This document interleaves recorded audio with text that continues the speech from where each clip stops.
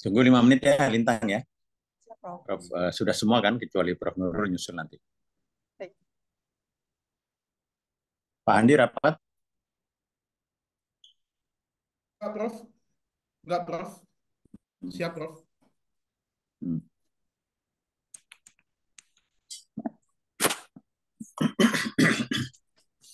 Ya, 5 menit lagi lah.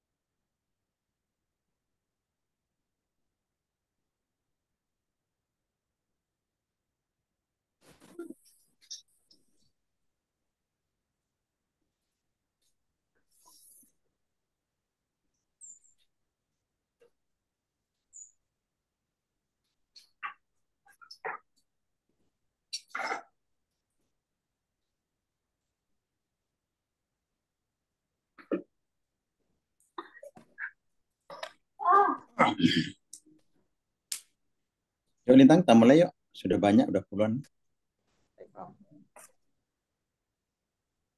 Lintang mulai yuk.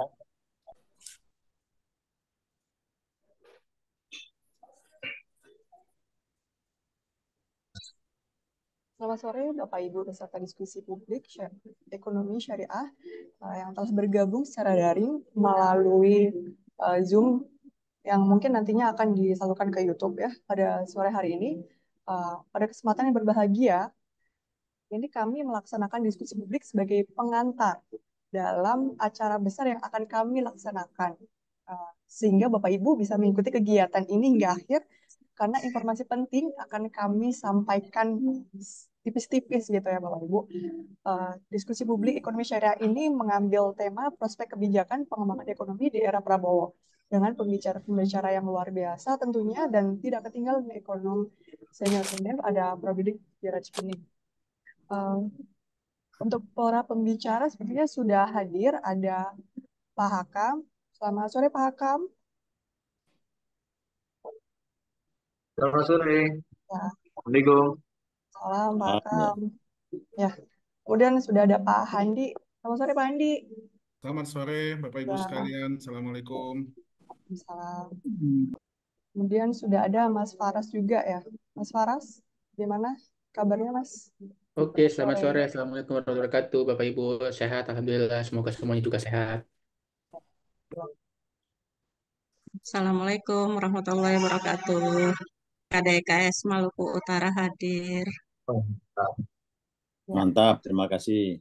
baik, terima kasih. Oh, baik, Bapak Ibu, karena pembicara sudah hadir semuanya ya, jadi mari kita mulai diskusi pada sore hari ini. Assalamualaikum warahmatullahi wabarakatuh.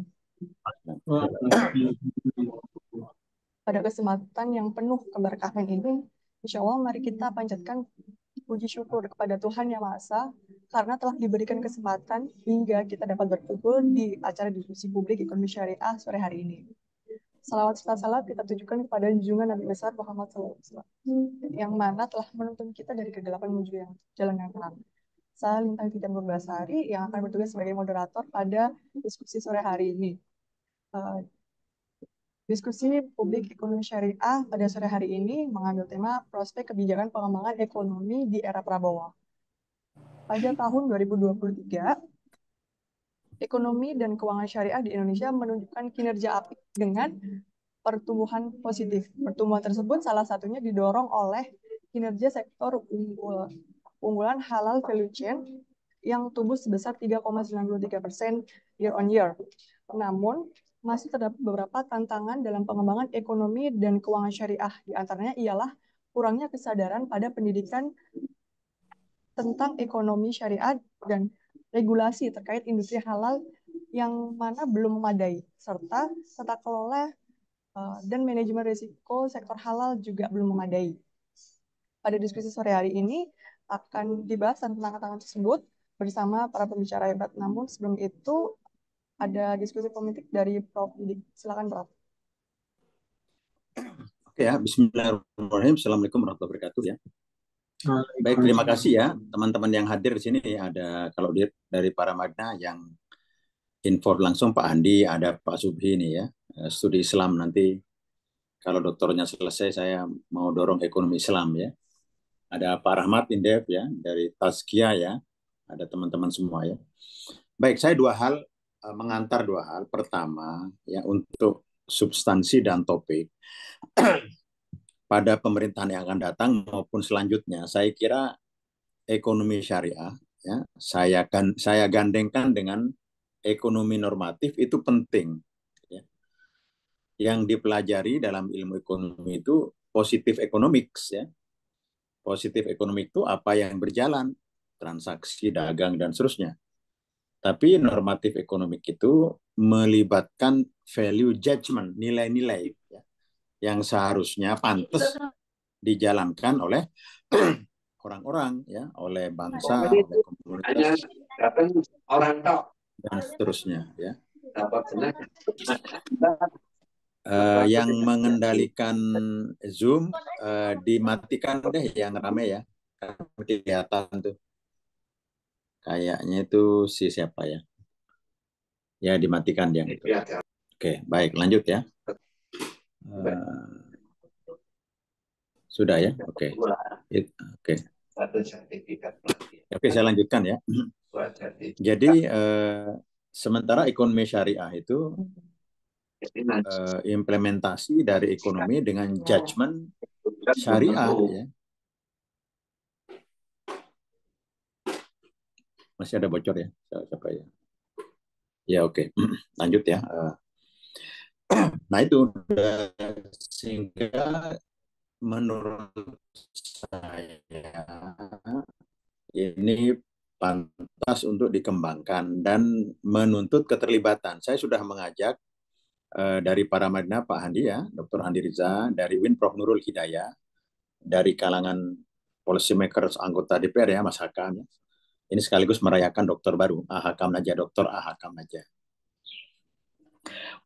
Nah itu yang substansi, nanti detail substansinya ya, Pak Handi ahlinya, Dr. Hakam Naja, dan Faras ya, yang junior ya.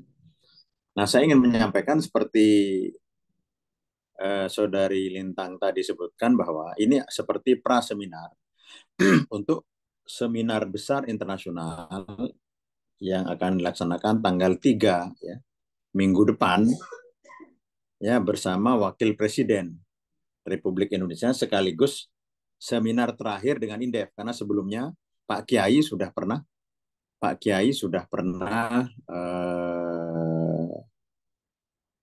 pernah seminar dengan kita ya. Tapi undangannya khusus terbatas. Kalau Anda ingin mau ya mendaftar, tapi kalau penuh ikut yang YouTube saja ya. Ada YouTube-nya ya. Lintang ya. Ya, ada Prof. Nah, nanti mendaftar kalau udah penuh, kayaknya sudah banyak sekali 20-an yang mendaftar. Nah, jadi untuk apa? Untuk memberi kontribusi pada ekonomi syariah ya, termasuk juga makanan halal, wisata halal ya. Sebagai contoh, kita kan belum mengembangkan turisme halal. Turisme itu kan banyak yang najis, banyak yang jelek kan, ya Pak Rahmat ya. Kalau ada turisme halal, ada cap halal, ada sertifikasi halal kan bagus ya.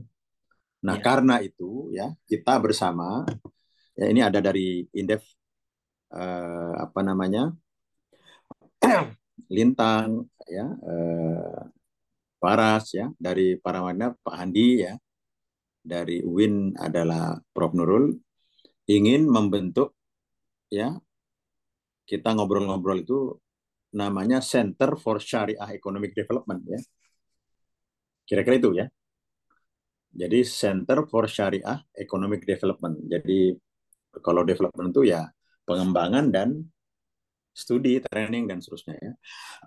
Tujuannya ya. Ini mungkin saya kira saya kenalkan kepada media juga karena hadir di sini media ya. Pak Rahmat ikut ya, nimbrung ya, Pak Rahmat Mulyana ya. Iya, iya. Dr. Rahmat Mulyana ya. Iya.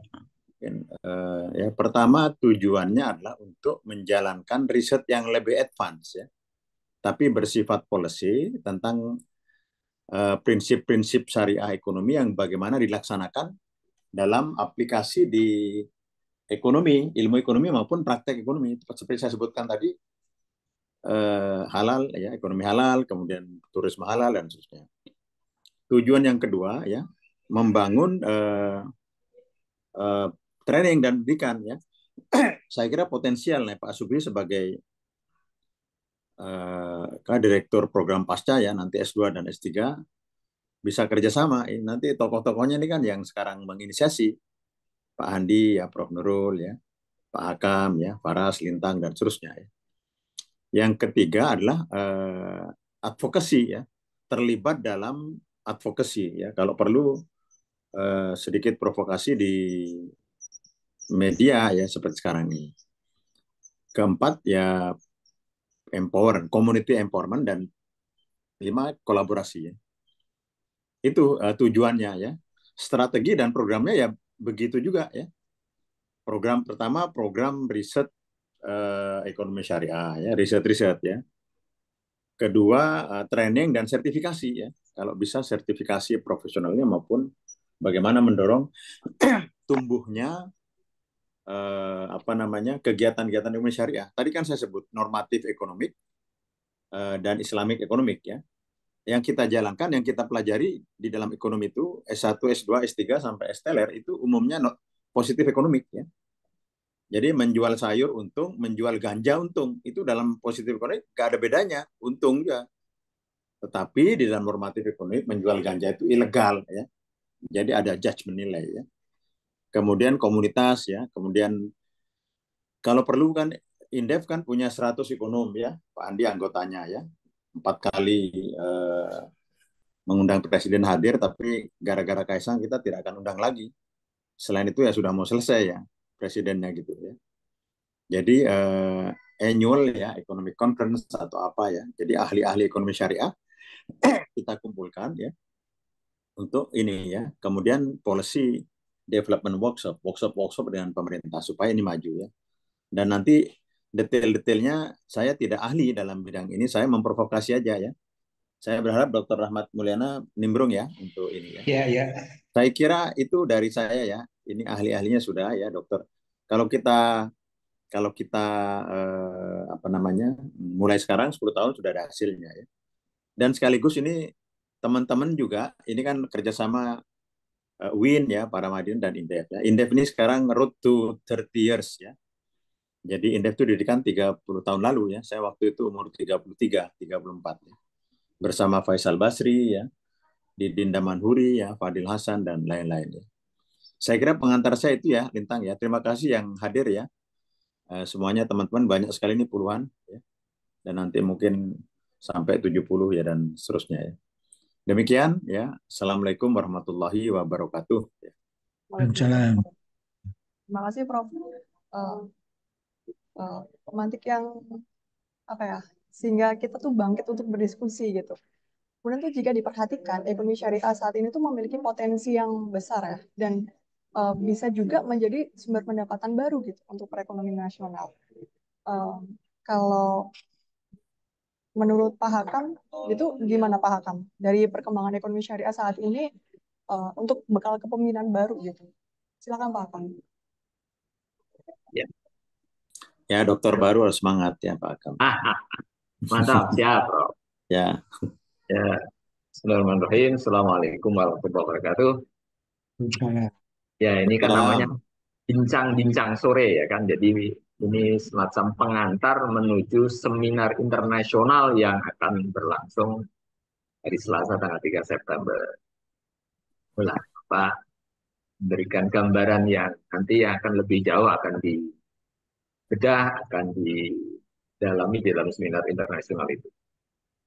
Saya kira tadi Prof. Didi memberikan pengantar yang sangat bernas bahwa ke depan itu memang ekonomi syariah itu menjadi keniscayaan sebenarnya. Orang itu seringkali mengaitkan ekonomi syariah itu dengan hal-hal yang sifatnya itu sempit, yang sifatnya itu kepentingan kelompok saja. Ini yang saya kira perlu diluruskan. Coba ya, kita melihat untuk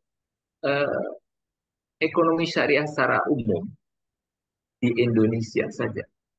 Yang namanya haji. Ya. Haji Indonesia itu kemarin ada 241.000 orang. Kira-kira dana yang dikeluarkan oleh BPKH, Kementerian Keuangan yang dari setoran para jamaah itu kan, kalikan sendiri lah. 90 juta kali 241. Ya kira-kira 20-an triliun. Itu yang ke Indonesia berapa banyak? Ternyata untuk makanan itu yang banyak mendapatkan hasil, mendapatkan cuan itu Thailand, Vietnam, India. Indonesia bagaimana? Indonesia bagaimana? Ini untuk haji Indonesia ya. Haji Indonesia. Ini baru bicara lokal. Belum lagi kalau kita bicara secara lebih besar. Jadi ada 57 negara organisasi konferensi Islam. Oke. Eksportir makanan terbesar, 5 terbesar yang mengirimkan mengekspor makanan ke negara OKI itu. Yang pertama siapa? Yang pertama adalah Brazil. Yang kedua itu adalah Amerika, India, Rusia. Yang kelima baru Indonesia. Jadi artinya dengan potensi Indonesia yang penduduknya kalau dari haji berarti 241 juta duduk karena ukuran Saudi kan menggunakan 1.000 orang untuk satu jamaah haji. Jadi kita ada 241 juta terbesar di dunia. Tetapi kita di negara sendiri pun kita belum bisa mengoptimalkan, apalagi untuk dunia internasional. Nah, disinilah saya kira kita ke depan si set ini perlu memberikan satu dorongan, perlu memberikan satu perspektif pada pemerintahan baru. Karena nanti 2 bulan lagi kita punya pemerintahan baru untuk bagaimana melihat ini kepentingan nasional. Jadi nanti yang menikmati tidak hanya 241 umat Islam, tapi 282 juta penduduk Indonesia hari ini. Seluruhnya akan menikmati. Coba kalau nanti petaninya, peternaknya, nelayannya, semuanya itu nanti dimanfaatkan. Paling seluruh komponen industri halalnya hidup. Ya dengan membangun ekosistem kita yang bagus. Dan nanti lembaga keuangannya dari yang mikro sampai yang perbankan syariah, bank umum, unit usaha, BPR, BMT, koperasi, mikro syariah dan seterusnya kita kembangkan. Nanti kemudian industri halalnya, ekosistemnya dibangun dengan bagus dan ini memang intervensi pemerintah. Malaysia itu 10 tahun menjadi negara nomor 1 di dalam membangun ekosistem syariah. Nah, itu laporan dari Dinat Standar itu yang keluar dulu dalam diskusi Pilpres itu muncul SGIER itu. Ya. Itu global standard yang meranking negara. Itu Malaysia 10 tahun. Kenapa Malaysia bisa maju? Karena peran negara. Jadi peran negara yang sangat penting, yang sangat vital. Itulah yang kemudian bisa mendorong seluruh komponennya di Malaysia bisa itu. Coba kita bandingkan hari ini misalnya. perbankan syariah di Indonesia seluruhnya ini, tidak hanya BSI yang terbesar sekarang, itu hanya pada angka 7%. Jadi dibandingkan perbankan umum, artinya 93% itu bank konvensional, 7%, kira-kira globalnya gitu lah ya, kira-kira ya, komanya gitu kan. 7%-nya adalah perbankan syariah. Malaysia berapa? 40% perbankan syariah, 60% perbankan konvensional. Itulah keadaan yang terjadi.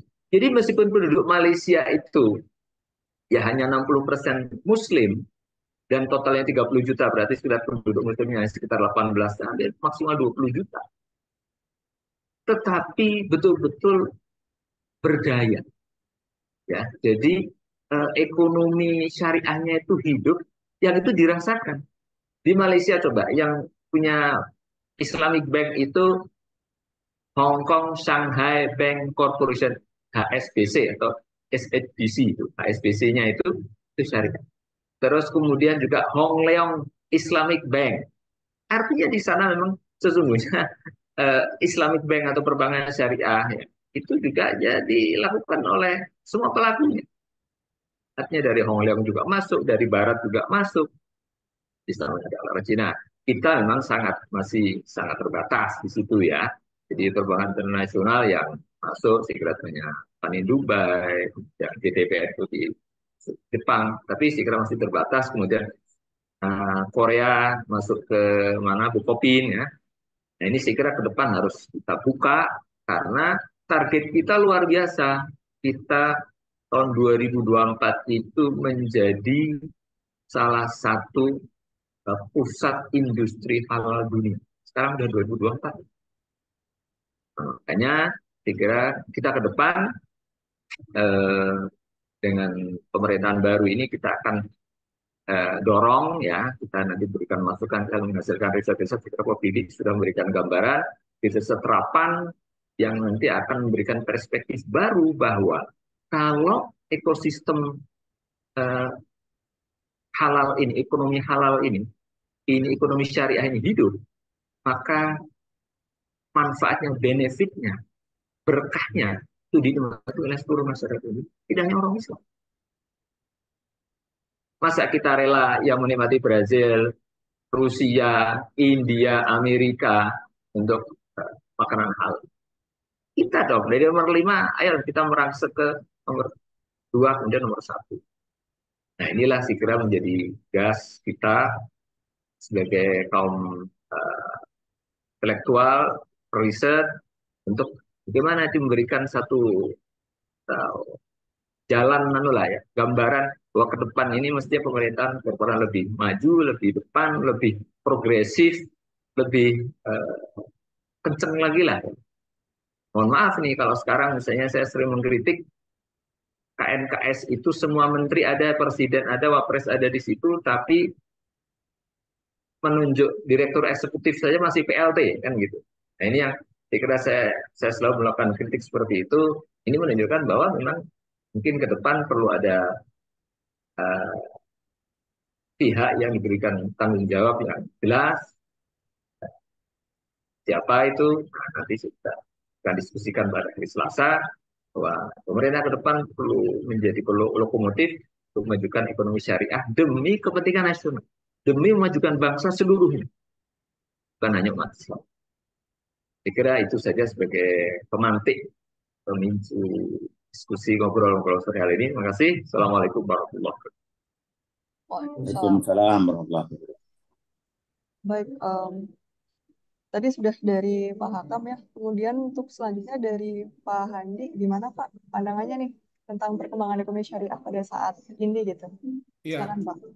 Mbak, saya izin karena tadi saya sempat bikin coretan-coretan ya di ini, saya izin share ya supaya kita juga punya apa namanya. Kalau bisa saya di-share ininya. Baik. Kasih ke host. Sudah.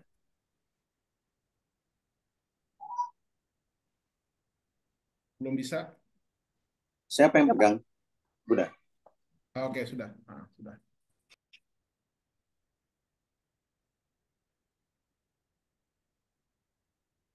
Baik, terima kasih Prof. Didi.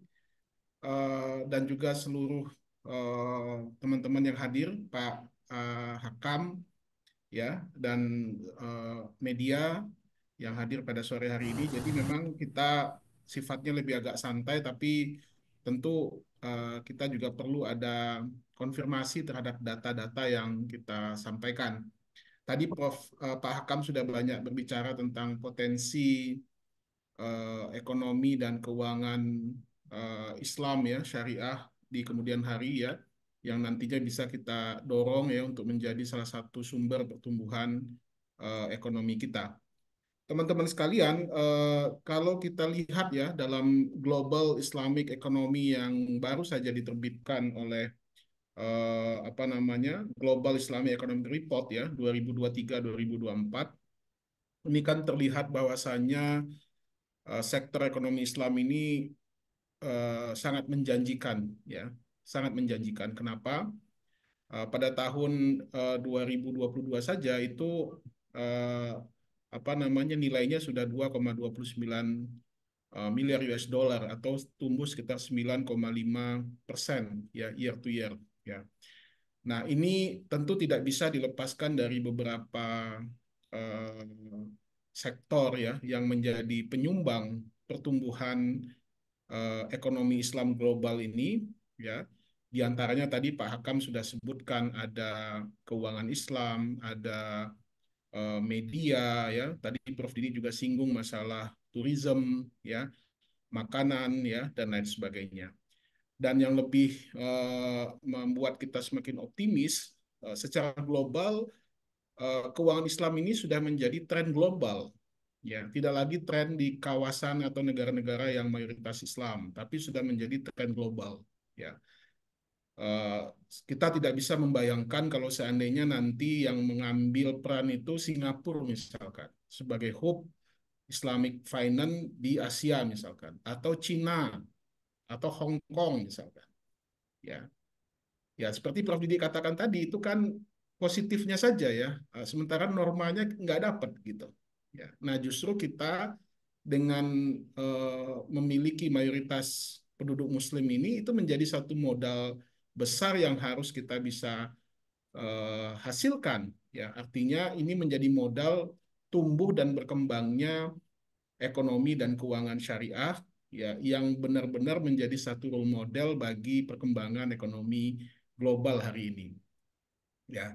Jadi data-data daripada Global Islamic Economic Report ini meyakinkan kita bersama bahwasanya potensi ini ya sudah menjadi potensi global. Jadi tidak lagi sekedar potensi lokal. Nah, tinggal bagaimana caranya kita memanfaatkan, bagaimana caranya kita mengoptimalkan.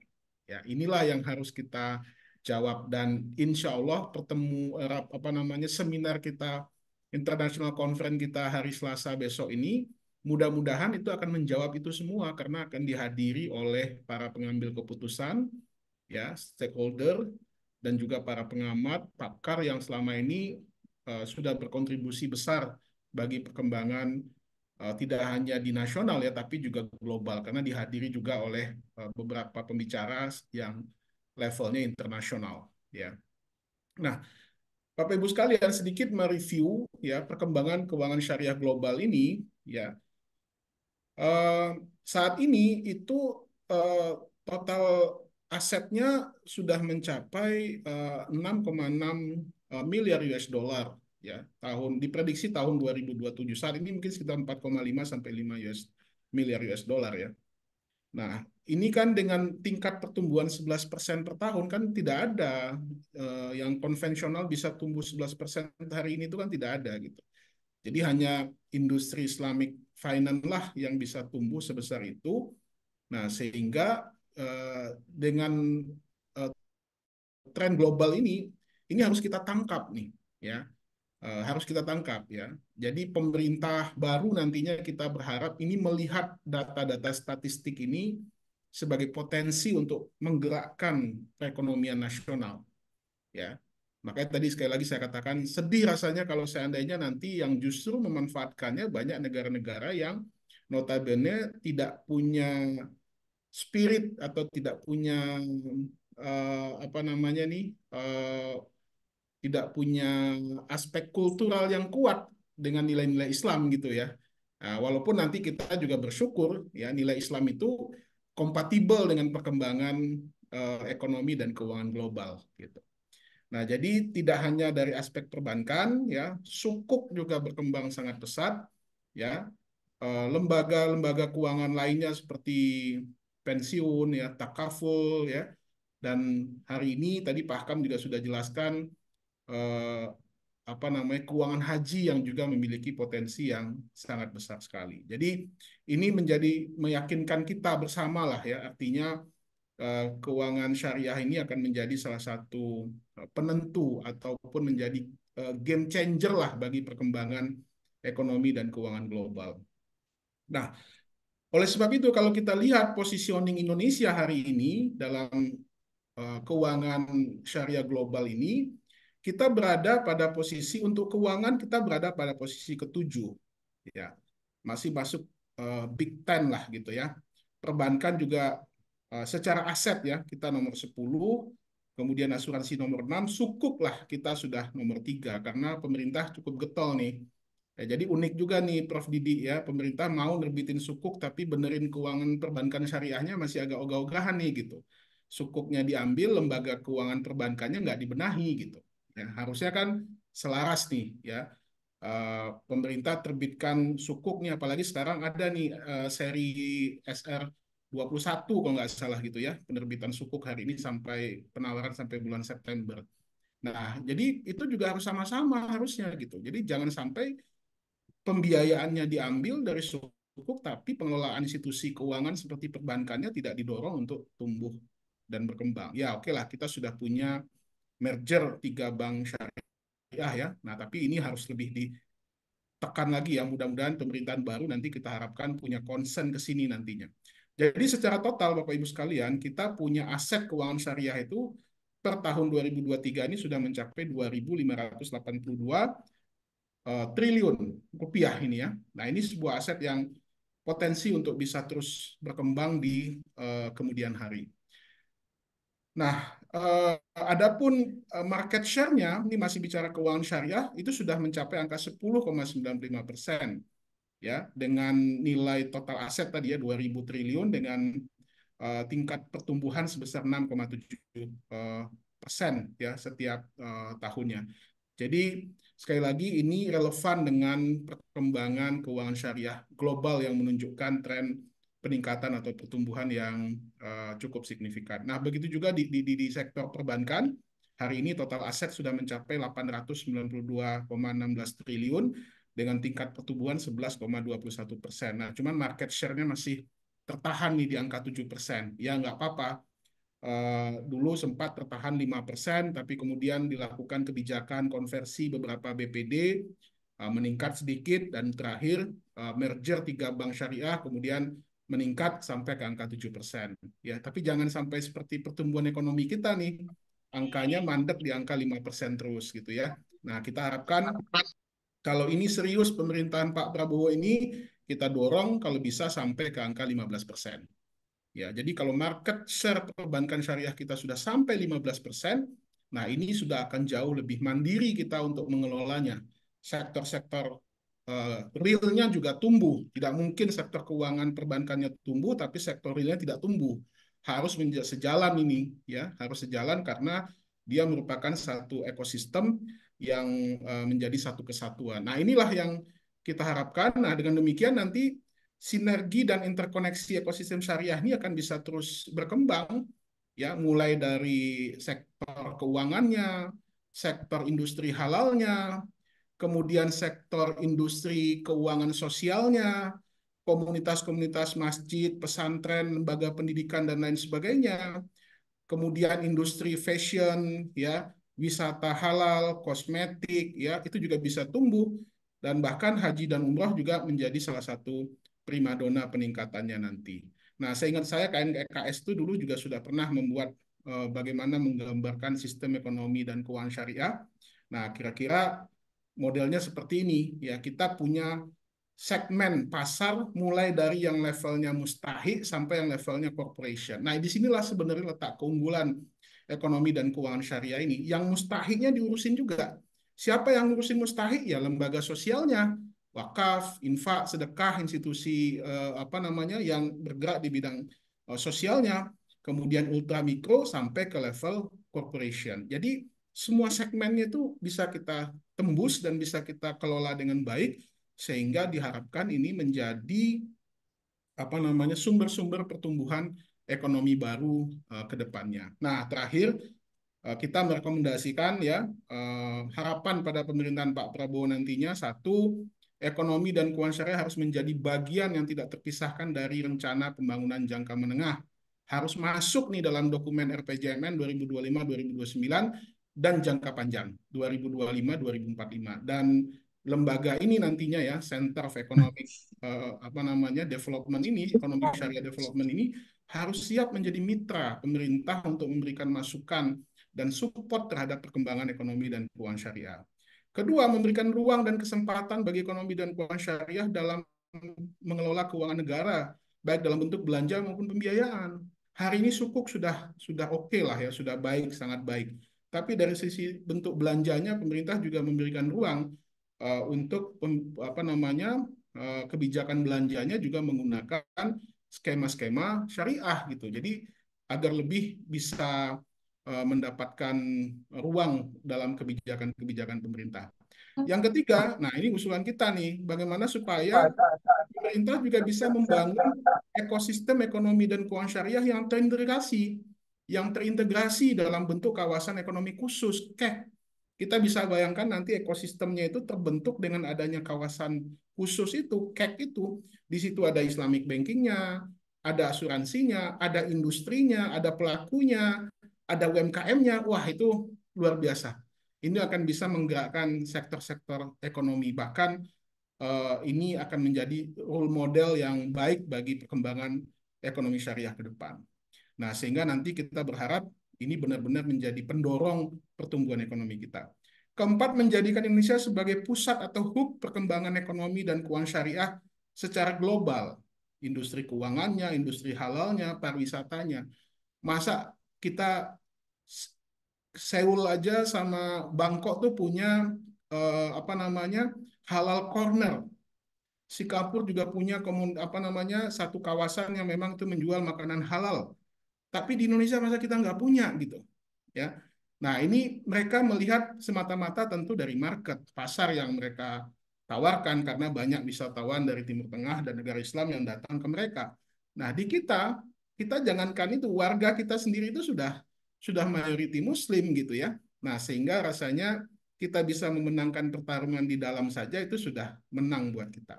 Dan terakhir kita berharap nanti pemerintahan Pak Prabowo ini juga berinisiasi untuk membenahi regulasi, ya, mendorong lahirnya regulasi payung dalam bentuk omnibus law yang nantinya kita gunakan untuk percepatan ekonomi dan keuangan syariah di Indonesia. Nah, kira-kira gitu Mbak Lintang ya, pandangan saya terhadap kondisi kita hari ini dan juga apa namanya apa semacam eh, semacam inilah ya overview lah ya sebelum besok kita hari Selasa ya kita akan benar-benar melaksanakan internasional seminar ini dan tentu kita berharap kontribusinya bagi pemerintahan ke depan yang benar-benar bisa menjalankan ekonomi dan keuangan syariah ini secara konsisten. Inilah momentum yang tepat bagi kita untuk bisa berkontribusi lebih besar bagi pembangunan nasional kita. Terima kasih. Assalamualaikum warahmatullahi wabarakatuh. Terima kasih Pak Handi. Melihat tadi Pak Hakam dan Pak Handi optimis ya untuk ekonomi syariah ke depannya. Kalau menurut Prof. Nur, Prof. Nur sudah bergabung? Jadi, Alhamdulillah sudah, Mbak. ya baik, Prof. Nur. Untuk perkembangan ekonomi syariah ke depannya nih gimana sih, Prof? Silakan, Prof. Oke, baik. Boleh saya izin share screen, Mbak? Sebentar. Ya, baik. Sambil menunggu. Assalamualaikum warahmatullahi wabarakatuh. Waalaikumsalam warahmatullahi wabarakatuh. Alhamdulillahirrabbilalamin wassalatu wassalamu ala asyrafil anbiya'i wal mursalin wa ala alihi wa sahbihi ajmain amma ba'du rabbi shrah li sadri wa yassir li amri wahlul 'uqdatam min lisani yafqahu qawli. Yang sama-sama kita hormati Prof. Didik, kemudian para narasumber Pak Hakam, Pak Handi, Mas Faras, Mbak Lintang, dan juga para ada guru besar ini, ada kawan saya ya, Prof. A, guru saya juga, kemudian juga para Bapak Ibu hadirin semua yang berkesempatan hadir. Izinkan saya ingin memberikan juga pandangan ya terkait dengan bagaimana sih prospek pengembangan ekonomi dan keuangan syariah di era kepemimpinan Prabowo. Kalau kita lihat memang di era Jokowi dengan Pak Kiai Ma'ruf Amin ini sebagai lokomotifnya ya, ekonomi dan keuangan syariah tumbuh relatif pesat gitu, dan kita tentu saja dengan pergantian kepemimpinan bertanya-tanya apakah pertumbuhan ini akan bisa kita lebih akselerasikan ataukah bagaimana. Kita lihat sebentar ini saya oke. Next. Oke, kita langsung lihat bagaimana perkembangan ekonomi syariah di Indonesia dan global. Tadi mungkin secara sekilas sudah disinggung juga ya oleh Pak Hakam dan juga Pak Handi ya, bahwa eh, secara overall ekonomi syariah di tingkat global ini terus berkembang ya, baik itu di sektor makanan halal, sektor media dan rekreasi, sektor farmasi, kemudian juga mode fashion, ya, kosmetik halal, pariwisata ramah Muslim, dan juga sektor keuangan syariah. Nah, kalau di skala global, ekonomi dan keuangan syariah ini mampu bersaing ya dengan meningkatnya peringkat Indonesia di berbagai sektor, meskipun ada juga yang mengalami penurunan ya. Misalnya di Global Muslim Travel Index kita di 2023 menduduki peringkat pertama bersama dengan Malaysia ya. Lalu di Global Islamic Economic Indicator kita di peringkat ketiga, naik dari sebelumnya peringkat keempat. Demikian pula Islamic Finance Development Indicator kita juga berada di peringkat ya, turun dari 2021 di peringkat kedua. Demikian pula Global Islamic Finance Report kita juga mengalami penurunan di 2023 menjadi peringkat keempat di dunia setelah sempat kita peringkat pertama di 2021. Dan juga di Global Islamic Fintech Report kita mengalami kenaikan ya dari 2021 peringkat keempat dunia menjadi peringkat ketiga. Kemudian kalau berdasarkan sektor ya, kita halal food kita di 2023 itu peringkat kedua dunia. Untuk mode fashion kita di peringkat ketiga, farmatik dan kosmetik halal kita di peringkat kelima, media dan rekreasi halal kita di peringkat keenam. Ini berarti kita sebenarnya masih memiliki peluang ya untuk bisa mengejar ketertinggalan. Kemudian kalau kita lihat hingga pertengahan tahun 2023, sebagian besar program pada semua pilar dalam Master Plan Ekonomi dan Keuangan Syariah sudah terlaksana dengan cukup baik ya. Ada program sertifikasi halal gratis untuk UMKM ya.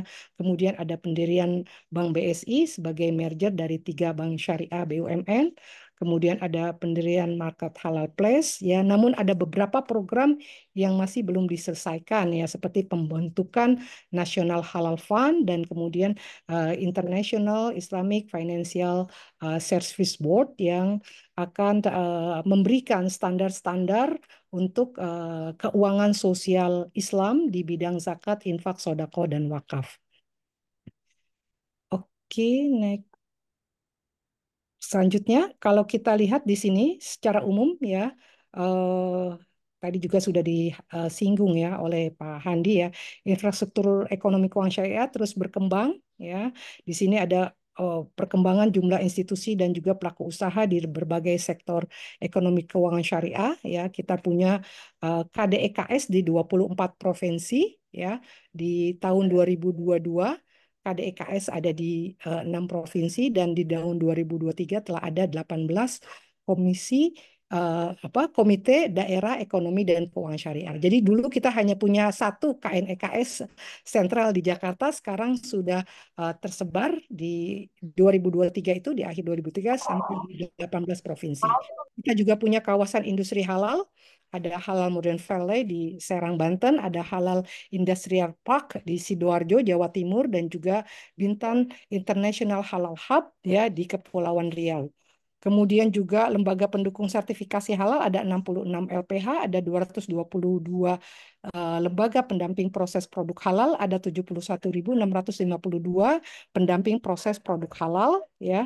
Dan juga ini kita lihat pelaku usaha di sektor keuangan komersial dan sosial syariah juga terus meningkat ya dari tahun 2019 sampai 2023 dan peningkatannya cukup signifikan. Nah, lalu kita lihat bagaimana visi misi Prabowo dalam pengembangan ekonomi syariah ya. Ini saya ambil dari apa yang disampaikan oleh TKN Prabowo dalam acara Indonesia Syariah Economic Outlook di akhir Desember 2023 ya. Untuk Outlook 2024 ada keinginan untuk mendorong industri kreatif dengan menciptakan sumber-sumber pertumbuhan ekonomi baru termasuk pariwisata, ekonomi kreatif, ekonomi digital, usaha rintisan, industri syariah, dan maritim berbasis komunitas, mendorong Indonesia menjadi pusat ekonomi syariah melalui penguatan lembaga keuangan syariah, pendidikan dan penelitian, serta optimalisasi pemanfaatan dana sosial, zakat, infak, sedekah, dan wakaf sesuai dengan peruntukannya, lalu membentuk bank wakaf sebagai pendorong ekonomi berbasis syariah dengan dasar uji akademik, kajian komprehensif dan valid, serta penyiapan perundangan dan peraturan terkait bank wakaf, lalu menguatkan BUMN dan swasta nasional yang berbisnis maupun yang memiliki jasa di industri syariah dan pariwisata, dan menguatkan ekosistem industri halal dan memberikan insentif yang diperlukan.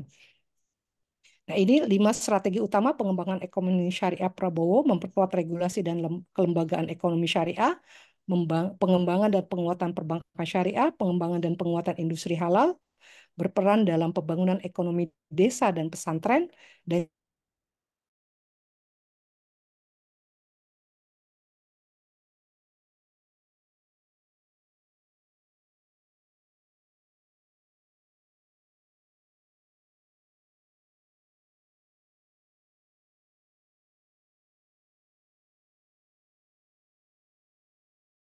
daerah, baik di aspek pariwisata halal, perdagangan produk halal, BUMN syariah, dan seterusnya, dan juga menjalin kemitraan yang lebih erat dengan organisasi ekonomi syariah.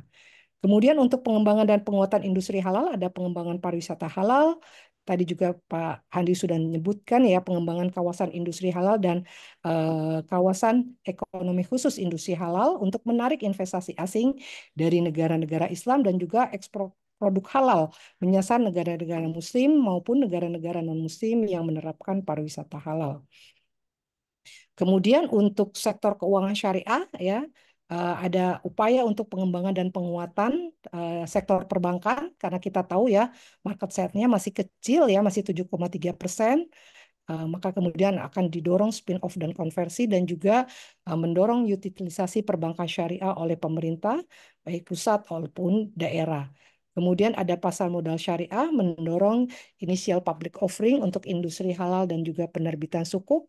Kemudian untuk lembaga keuangan non-bank syariah ada pengembangan dan penguatan LKNB syariah, penguatan sumber pendanaan LKNB syariah ya menjadi LPDP syariah, dan bank syariah juga ada digitalisasi perbankan syariah serta mendorong industri digital atau fintech syariah.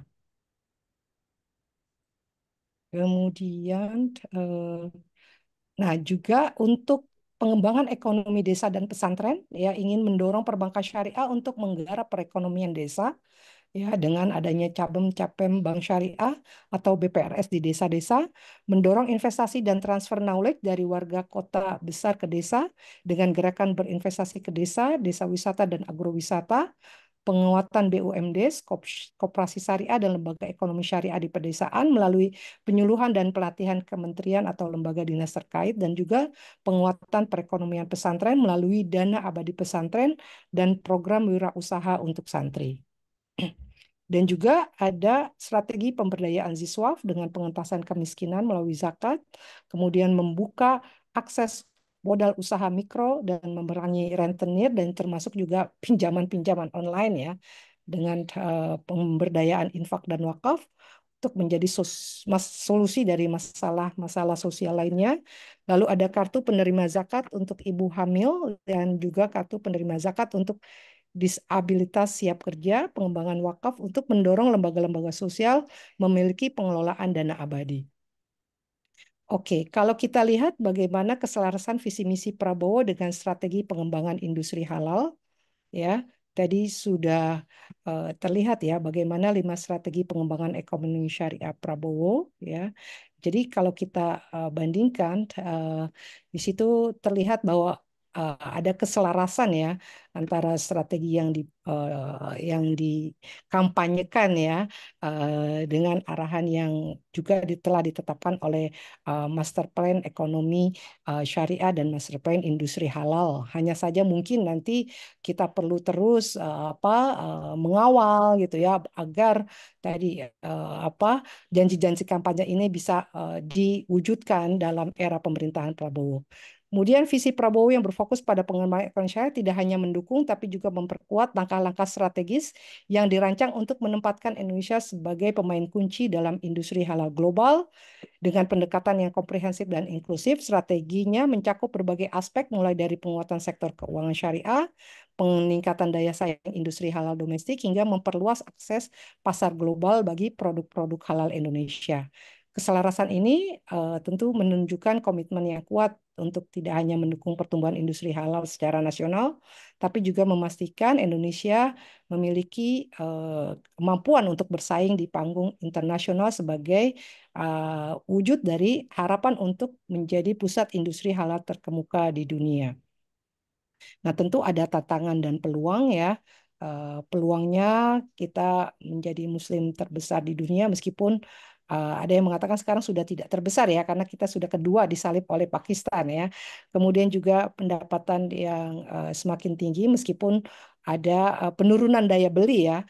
Kemudian juga kesadaran beragama yang semakin tinggi dan juga tingginya kedermawanan sosial. Menurut World Giving Index ya, Indonesia merupakan negara paling terdermawan sedunia ya. Dan itu prestasinya sejak 2018 dan bisa dipertahankan selama 5 tahun ini kan ini luar biasa. Ya, kemudian juga dukungan pemerintah ya sepanjang 2023 terdapat 1 undang-undang untuk yang P2EKS ya, kemudian yang 3 fatwa, 5 OJK, 1 PBI yang fokus dan terkait dengan ekonomi dan keuangan syariah. Kemudian ekonomi kita juga relatif stabil di kisaran 5%. Kemudian juga konektivitas digital membaik dengan jumlah pengguna internet Indonesia yang mencapai 215 juta jiwa atau setara 78,19% populasi. Tapi tentu saja banyak sekali tantangan-tantangan untuk pengembangan ekonomi syariah di Indonesia ya. Literasi ekonomi dan keuangan syariah yang rendah berdasarkan survei nasional dari OJK di tahun 2023, literasi keuangan syariah baru mencapai 9,14%. Sementara literasi keuangan konvensional sudah mencapai 49,68%. Dan juga perlu juga tantangannya ini adalah melakukan harmonisasi regulasi karena belum optimal ya, terutama di bidang keuangan sosial yang kunjung terevisi juga ya, undang-undang zakat, wakaf dan seterusnya. Kemudian koordinasi antar stakeholder yang belum optimal, banyak rencana pengembangan ekonomi syariah dalam lingkup kementerian yang belum saling terhubung ya, egoisme sektoral masih cukup mendominasi ya. Kemudian keterbatasan SDM yang terampil dan kompeten ya, di mana 80 hingga 90% SDM industri keuangan syariah bukan berasal dari bidang studi ekonomi syariah ataupun bidang studi yang terkait. Ini menurut OJK 2023. Kemudian juga pemanfaatan dan transformasi teknologi yang belum optimal ya. Presentasi capital expenditure IT terhadap laba bersih bank syariah masih kecil dibandingkan bank konven ya. Kemudian inovasi produk dan riset ekonomi keuangan syariah yang masih terbatas. Walaupun ekonomi keuangan syariah memiliki berbagai prinsip yang mendorong inovasi, namun kebanyakan produk perbankan dan keuangan syariah masih meniru produk perbankan konvensional sehingga melahirkan stigma nggak ada bedanya bank syariah dengan bank konven gitu ya. Kemudian juga potensi ketidakstabilan politik global dan lokal, masih berlanjutnya perang Ukraina-Rusia, konflik Palestina-Israel, dan potensi ketidakstabilan juga akibat pilkada yang segera akan kita lakukan. Jadi, secara kesimpulan, visi misi Prabowo dalam pengembangan ekonomi syariah, to some extent ya, sudah selaras dengan visi Master Plan Industri Halal Indonesia yang bertujuan menjadikan Indonesia sebagai pusat industri halal dunia, dan kita perlu memperhatikan peluang dan tantangan yang ada untuk mengembangkan ekonomi syariah secara lebih optimal, sehingga strategi yang diterapkan dapat berjalan dengan lebih efektif, dan tentu saja perlu peningkatan daya saing di pasar global yang sangat penting, seperti yang diindikasikan dalam State of the Global Islamic Economic Report, untuk memastikan produk dan layanan halal Indonesia mampu bersaing dan mendominasi di panggung internasional. Dan tentu saja ini tugas kita semua untuk mengawal agar visi misi Prabowo khususnya untuk pengembangan ekonomi dan keuangan syariah ini bisa terwujudkan di era kepemimpinan beliau. Terima kasih, kita kembangkan dalam diskusi. Saya kembalikan kepada moderator Mbak Lintang. Wassalamualaikum warahmatullahi wabarakatuh. Waalaikumsalam. Terima kasih Prof. Nuh. Baik Prof. Untuk selanjutnya ke Mas Faras ya Mas. Bagaimana Mas pandangannya? Mau disampaikan Mas. Terima kasih. Ya, baik. Terima kasih, Lintang, moderator. Assalamualaikum warahmatullahi wabarakatuh. Selamat sore, Bapak, Ibu, Pak Didik, Bu Prof, Pak Bu Nur, Pak Handi, Pak Abdul Hakam, Bapak, Ibu semua yang mohon maaf, saya tidak bisa sebutkan satu persatu. Jadi, sebenarnya saya nyiapin PPT singkat, tapi kayaknya relatif sama, kurang lebih begitu. Tapi nggak apa-apa, nanti saya sampaikan. Mungkin ada beberapa tambahan lah, poin-poinnya begitu ya, yang bisa memperkaya diskusi kita hari ini, dan berhubung juga memang pada sebagaimana disampaikan sejak awal bahwa diskusi publik pada hari ini semacam pengantar dan pemanasan begitu menjelang seminar internasional yang akan Indef laksanakan pada Selasa 3 September 2024 mendatang di Hotel Arya Duta Menteng, Jakarta Pusat dari jam 8.30 hingga sore, jam 4 sore begitu. Jadi Bapak Ibu nanti setelah acara ini akan naik publikasi dari Indef resminya dari terkait seminar internasional tersebut. Nanti Bapak Ibu bisa registrasi untuk bisa hadir di lokasi acara pada hari Selasa esok begitu. Nah, ini jadi berhubung ini masih juga pemanasan gitu ya. Nanti tentu akan lebih detail disampaikan oleh pembicara hadir pada Selasa nanti. Ada dari internasional, dari Inggris maupun dari Malaysia. Juga tadi Pak Wapres insya Allah hadir. Juga pejabat kementerian lembaga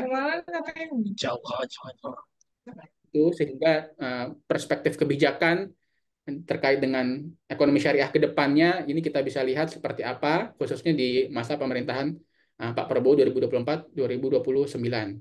Nah, ini juga menarik kenapa Indef juga mengangkat tema spesifik ya era pemerintahan Pak Prabowo begitu, karena sejak Pak Ma'ruf Amin gitu ya terpilih pada tahun 2019 lalu, kita melihat ada semacam secerca harapan untuk akselerasi begitu ya ekonomi keuangan syariah, di mana sebelumnya ya sekedar dilihat sebagai potensi begitu ya, artinya oke, kita penduduk Muslim terbesar di dunia, kemudian kelas menengah meningkat, kemudian banyak faktor-faktor strategis lainnya, terlebih nah potensi-potensi tersebut kemudian semakin mencuat ketika Pak Ma'ruf Amin terpilih sebagai Wakil Presiden Republik Indonesia 2019-2024. Optimisme itu semakin membuncah begitu, dan kita nanti akan lihat begitu. Sebenarnya tadi sudah ada kita lihat juga ya perkembangan seperti apa, dan harapannya tentu ke depannya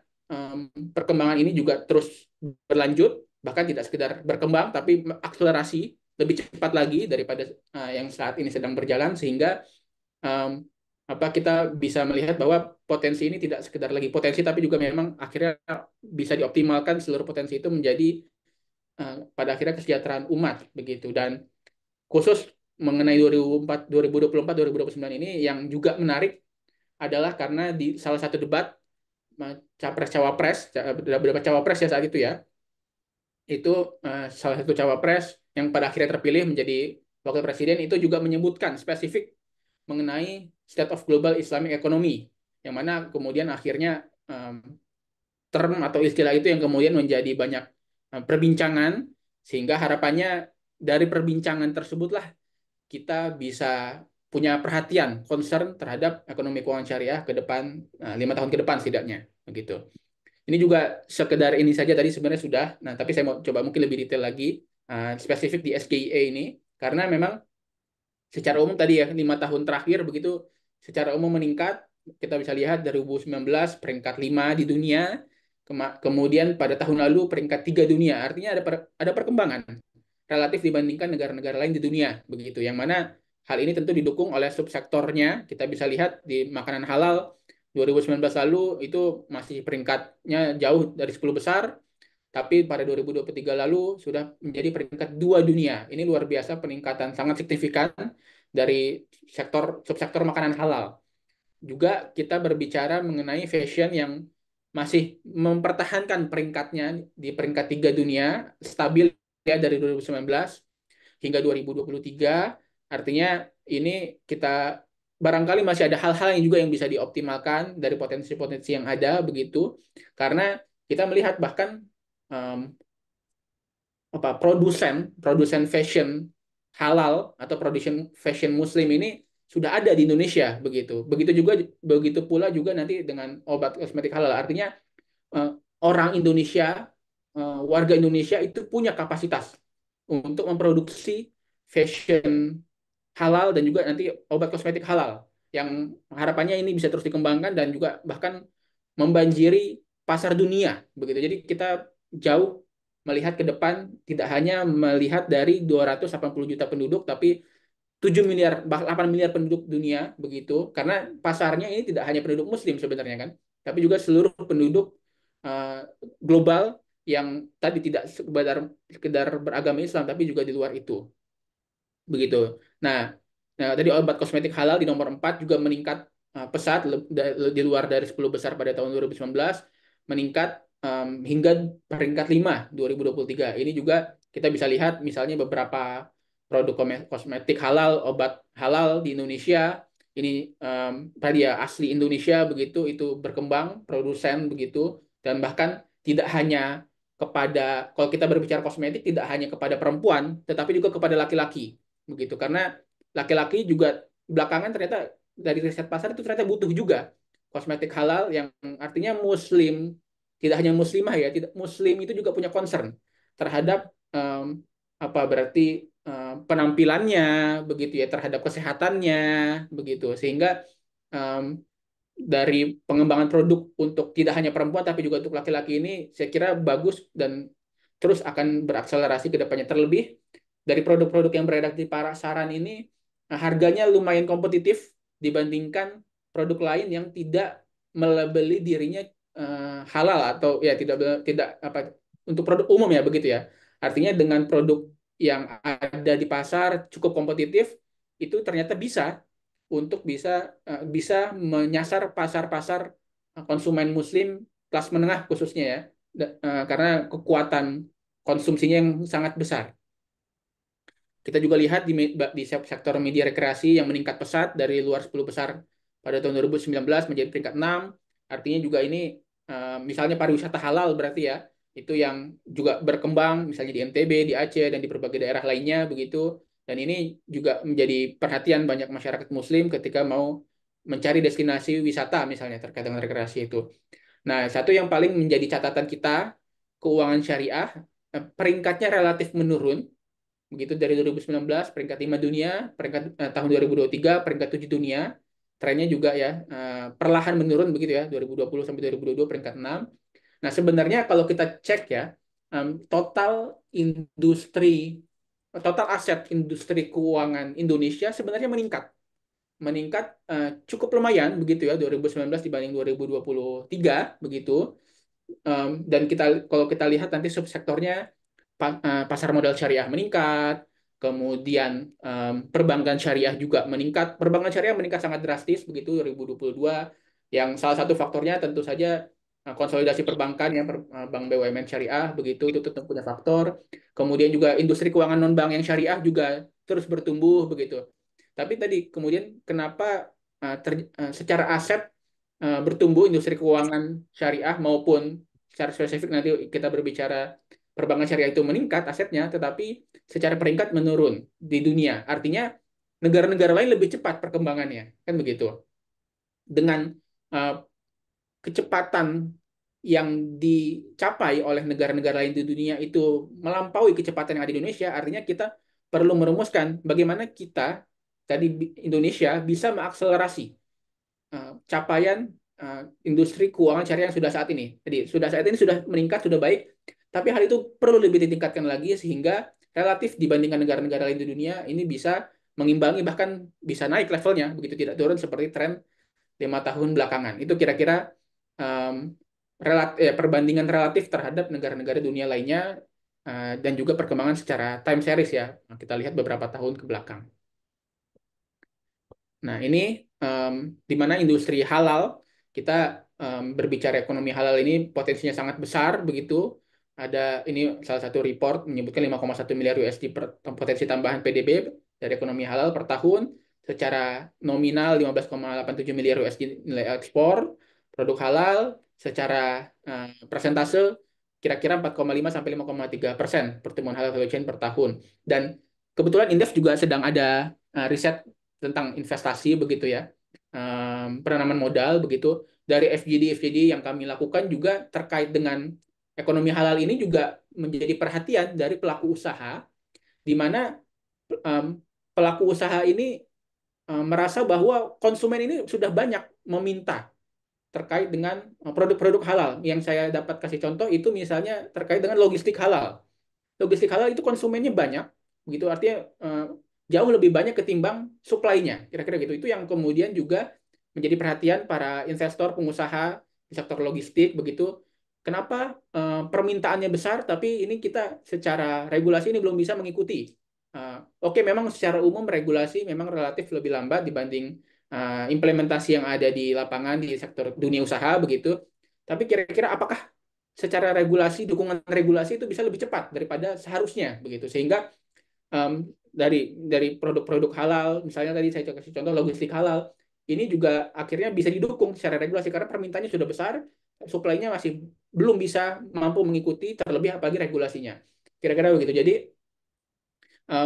soal ekonomi halal, nanti kita spesifik masuk ke tiap produk-produk halal, itu sangat besar permintaannya, artinya tadi secara umum potensinya begitu, yang pada akhirnya nanti kalau kita mampu optimalkan potensi ekonomi halal ini, tentu nanti multiplier effect-nya bisa kepada peningkatan nilai tambah, kepada pembukaan lapangan kerja, investasi di sektor real, bahkan juga industrialisasi, di mana kita sedang mengalami deindustrialisasi, begitu. Jadi ekonomi halal ini tadi ya, apakah kita kemudian nanti bisa dukungan regulasi ini memberikan nilai tambah, ya memberikan support, dukungan kepada konsumen produk-produk halal ini sudah sangat besar begitu. Dan apalagi kalau nanti kita berbicara secara musiman begitu ya, seasonal, di mana produk-produk yang memang secara umum perhatian konsumen itu nanti akan banyak kepada produk halal ketika menjelang Ramadan dan selama Ramadan misalnya begitu. Apakah nanti produsen itu mampu mengikuti kecepatan permintaan konsumen yang sangat dinamis, yang sangat cepat pada industri halal ini begitu. Dan itu yang artinya kita semua ya, terutama pemerintah juga perlu terus melihat perkembangan konsumen, dinamikanya seperti apa, karena ada kecenderungan memang perubahan. Jadi dari khususnya pandemi ya, cukup game changer begitu. Setelah pandemi 2023, 2024 Ramadan kemarin begitu, itu ada perubahan pola konsumsi sekitar sebelum Ramadan dan selama bulan Ramadan yang ada kecenderungan juga akan mengalami perubahan ke depannya 2025 dan seterusnya. Artinya dari perubahan pola konsumsi masyarakat spesifik pada produk-produk halal ini juga perlu terus diperhatikan sehingga tadi ya industri bisa mengikuti, terlebih regulasi dari pemerintah juga bisa terus akselerasi. Begitu, tidak sekedar mengikuti tapi bahkan akselerasi.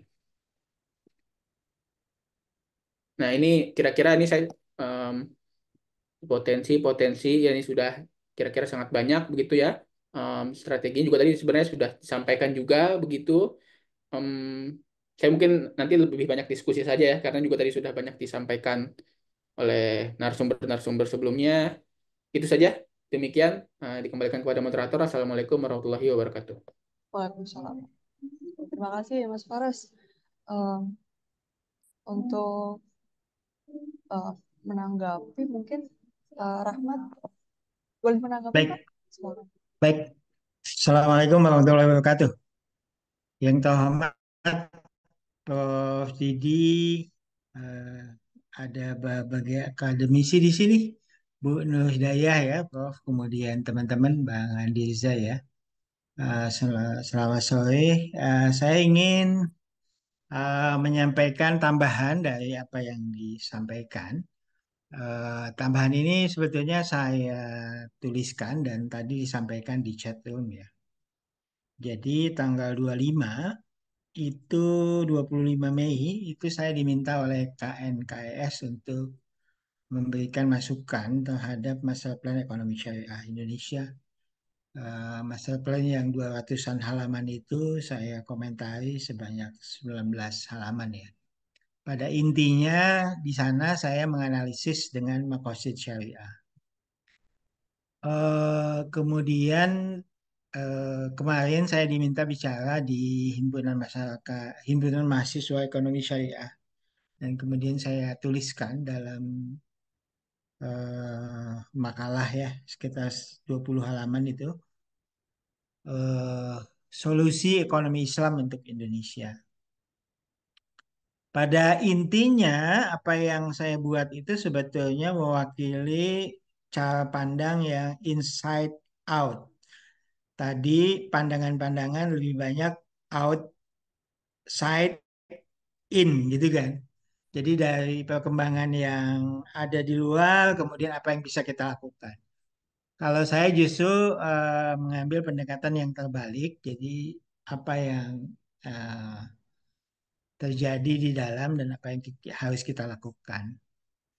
Yang dokumen pertama dulu tentang evaluasi Master Plan Ekonomi Syariah itu tentu saja nanti bisa jadi masukan. Karena ini masukan juga, karena Master Plan itu akan direvisi untuk 2024 sampai 2029 ya. Jadi Master Plan yang dievaluasi adalah 2019-2024. Saya mengevaluasinya dengan makosid syariah. Dan dari sana misalnya saya mengatakan ada yang disebut sebagai eh, menjaga harta ya, Hizbul Mal. Jadi saya bilang sekarang ini ada jutaan anak muda yang terjerat pinjol. Pinjol itu 98% riba, ya kan? Jarang sekali fintech syariah yang beroperasi di tataran konsumen. Fintech syariah itu saya lihat di bisnis, jadi SPK dan lain sebagainya. Jadi 98% yang terjerat pinjol, 2,5 juta orang itu semuanya riba. Dan saya bilang itu tentu saja masuk dalam konteks ini ya, ekonomi syariah gitu loh. Ditambah lagi dengan judol, ya kan? Itu kan termasuk dalam riba gharar maisir itu, gitu kan? Jadi, nah itu nanti terkait dengan eh, bagaimana setiap warga negara itu bisa mengelola dengan baik keuangannya. Jadi kan kebanyakan fokus pembangunan adalah peningkatan pendapatan. Tetapi banyak yang lupa bagaimana mengelola pendapatan itu jadi efektif gitu. Itu hal yang penting juga. Hal yang penting juga. Jadi literasi keuangan dalam arti keuangan rumah tangga itu sangat-sangat penting. Keuangan pribadi. Jadi eh, Center of Islamic Economics itu harusnya bisa menelurkan modul untuk personal finance yang Islami ya. Karena di sana termasuk zakat, termasuk waris ya kan, dan wakaf gitu kan. Kemudian ini juga menjadi pelajaran karena sebetulnya titik tolak kemajuan Amerika itu pada awal-awal tahun 1900-an itu adalah dari pertanian. Kemudian petani-petani itu dididik tata buku, itu ada catatan sejarahnya. Bagaimana melakukan pembukuan, mengelola keuangan rumah tangga, dan lain sebagainya. Sehingga kemudian negara itu maju secara agraris, kemudian menjadi negara industri, kan gitu. Nah, sama kita rakyat yang di UUD 45-nya adalah mencerdaskan kehidupan bangsa, dan cerdas itu ya cerdas keuangan juga. Sementara rakyat kita, jutaan orang terjerat pinjol, terjerat judol, terjerat segala macam, yang sebenarnya saya sudah bilang tuh ke fraksi Partai Golkar di MPR. Mencerdaskan kehidupan bangsa itu harus didefinisikan. Cerdas keuangan salah satunya. Jutaan rakyat tidak cerdas keuangan, kan? Kemudian apa yang bisa dilakukan oleh negara? Misalnya contoh satu. Yang kedua, misalnya Hizbun Nasr di dalam evaluasi saya terhadap Master Plan Ekonomi Syariah. Menjaga keturunan. Sekarang ini tingkat pernikahan menurun, tingkat perceraian naik. Salah satu yang naik dari tingkat perceraian adalah faktornya mungkin 78% itu karena masalah ekonomi. Jadi ekonomi rumah tangga, gimana saya bilang, harusnya ada dalam skop inilah skop yang ditangani oleh lembaga-lembaga keuangan syariah gitu loh. Jadi jangan kita silau dengan persoalan di luar, sementara di dalam rakyat bergelimpangan gitu kan. Jadi saya bilang kalau dievaluasi dengan makosid syariah banyak hal yang bisa kita kembangkan gitu. Ekonomi rumah tangga, bagaimana rumah tangga itu bisa tentu saja penting untuk meningkatkan pendapatan, tapi penting juga bagaimana pendapatan yang meningkat itu terkelola dengan baik. Itu bagian dari ekonomi syariah menurut saya gitu. Kemudian yang kedua, saya percepat ya. Dokumen yang kedua itu saya sama sebetulnya inside out. Jadi kita melihat Indonesia ini apa? Indonesia ini ya punya kelebihan, saya evaluasi, ada kekurangan. Kekurangan-kekurangan itu terjadi di sektor-sektor yang sebetulnya jadi pembangunannya nggak berkualitas, bahkan mundur, misalnya sektor pertanian, sektor industri, kan gitu ya. Jadi misalnya sektor pertanian ya, salah satu hal yang menjadi problem di sektor pertanian adalah risiko komoditi. Commodity risk, itu 70% risiko di pertanian adalah dari komoditi risk atau price risk. Nah, keuangan Islam sebetulnya punya banyak instrumen di dunia pertanian yang sekarang ini tidak tidak bekerja. Jadi instrumen Islamic Finance di dunia pertanian misalnya adalah salam. Salam itu untuk hedging risk, ya kan? Jadi kemajuan ekonomi pertanian di Amerika di awal-awal itu karena berdirinya Chicago Board of Trade. Jadi petani gandum dengan pengusaha restoran atau pembuat roti itu berkongsi. Mereka kemudian membuat kontrak. Jadi si petani gandum itu menanam gandum ketika sudah ada kontrak dengan asosiasi pabrik roti, sehingga kemudian mereka itu sudah ngitung-ngitung. So, harga komoditi itu tidak fluktuatif di spot market, tapi dia berfluktuasi di future market. Nah, itu yang menyebabkan pertanian di Amerika maju. Nah, dari sejarah itu kan harusnya di ini. Dan future market itu sebetulnya adalah instrumen keuangan dari dunia Islam kan. Bahkan Rasulullah sendiri yang melarang ijon itu kemudian membuat instrumen yang namanya salam. Salam itu dibawa oleh umat Islam ke Perancis, Perancis dibawa ke Amerika gitu ya. Nah, itu contoh. Yang kedua adalah yang disebut sebagai warehouse receipt system atau resi gudang. Itu sangat syariah karena itu mubahah. Tapi instrumen itu lucu. Jadi ada undang-undang resi gudang, kemudian ada bank-bank yang ikut dalam sistem resi gudang itu, tapi nggak ada bank syariah satupun. Jadi saya juga bingung. Padahal ini instrumen ini sangat syariah, gitu ya. Kemudian banyak lah. Jadi instrumen-instrumen finansial di dunia pertanian yang syariah itu tidak teraplikasikan di sini, sehingga kemudian dunia pertanian juga stagnasi ya. Kemudian industri misalnya. Jadi kalau kita bilang ini karena gini, karena ekonomi syariah di Indonesia ini fokus ke dua hal, keuangan dan industri halal. Keuangan ini dua, yaitu keuangan sosial dan keuangan komersial, gitu kan. Di situ saja masih bolong-bolong. Tetapi yang jadi persoalan kemudian ekonomi syariah itu jadi menyempit. Padahal problem bangsa seluas lautan gitu. Nah, kenapa kita nggak terjun ke lautan gitu loh? Misalnya dalam hubungan industrial itu sangat syariah kalau kita misalnya memberikan masukan dalam konteks sekarang kemarin tuh ada pinjol apa pengemudi online protes karena bagi hasil yang tidak adil. Itu kan transaksional tuh bagi hasil dan itu syariah dan harus dievaluasi secara syariah gitu.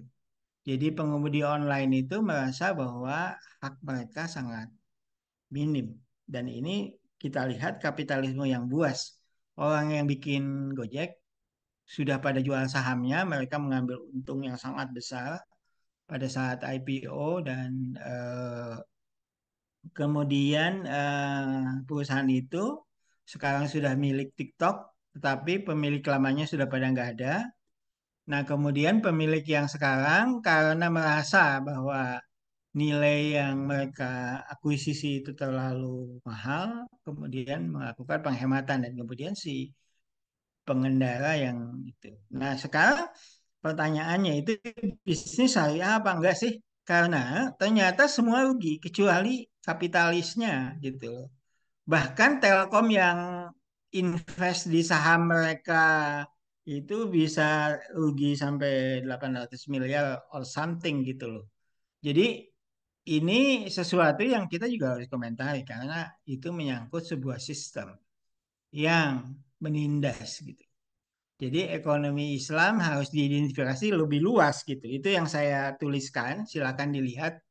Tidak hanya terpojok di soal halal, halal dan keuangan syariah sesuatu yang penting, tetapi kalau terpojok di sudut itu, kita jadi terasing dengan problem yang sebenarnya dari apa yang terjadi di bangsa ini, sehingga kemudian peran ekonomi syariah menjadi minor. Karena apa? Karena kita yang salah mendefinisikan ekonomi syariahnya, gitu loh. Mungkin itu saya kira dari saya.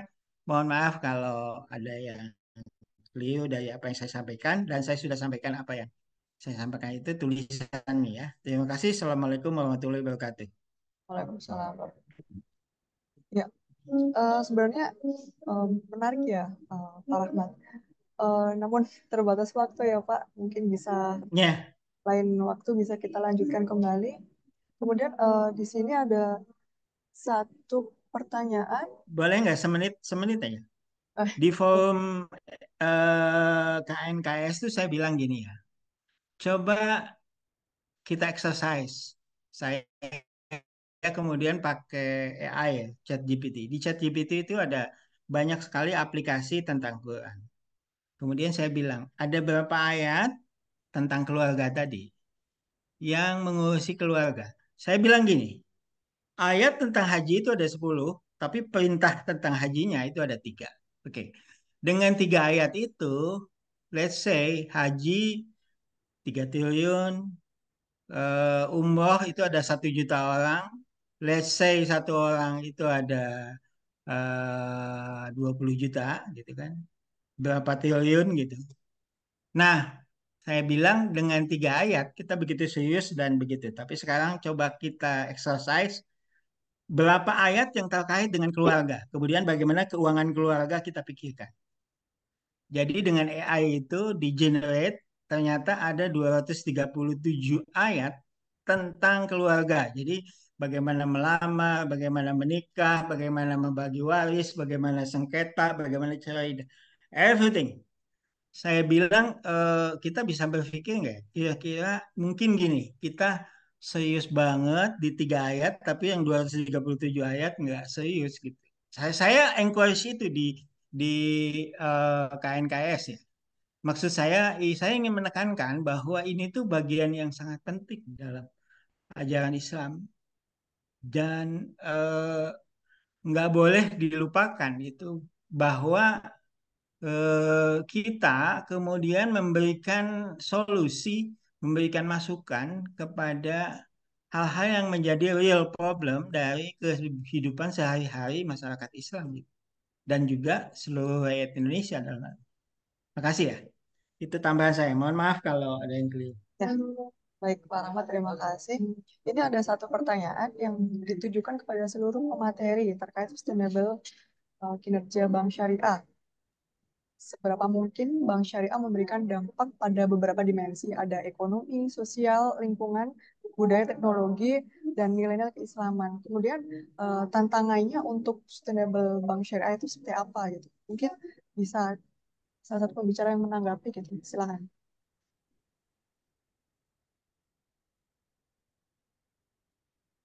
Ya, Ini, siapa yang Prof. silakan. Nur? Saya sedikit aja nanti ditambahkan oleh Pak Hakam ya.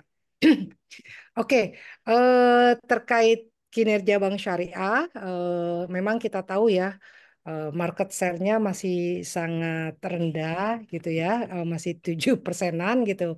Kalau dibandingkan dengan potensi pasar Indonesia sebagai negara Muslim dengan populasi yang terbesar ya, dulu yang terbesar pertama, sekarang terbesar kedua, tapi tetap saja kan itu besar gitu kan.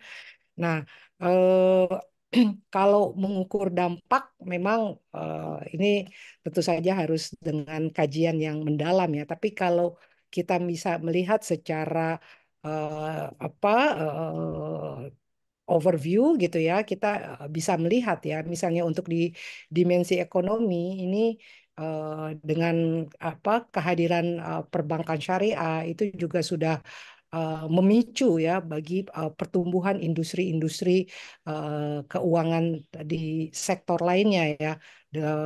Kita tahu perbankan syariah pertama muncul di Indonesia, lalu kemudian muncul industri-industri keuangan syariah lainnya, baik asuransi, pegadaian, dana pensiun syariah, kemudian lembaga keuangan mikro syariah dan sebagainya. Ini tentu saja menjadi semacam katalisator ya, apa bank syariah sebagai katalisator untuk perkembangan ekonomi syariah yang lebih luas gitu. Kemudian juga dari dimensi sosial ya kita tahu mereka juga punya kewajiban untuk CSR dan bahkan beberapa perbankan syariah juga memiliki lembaga keuangan sosialnya ya.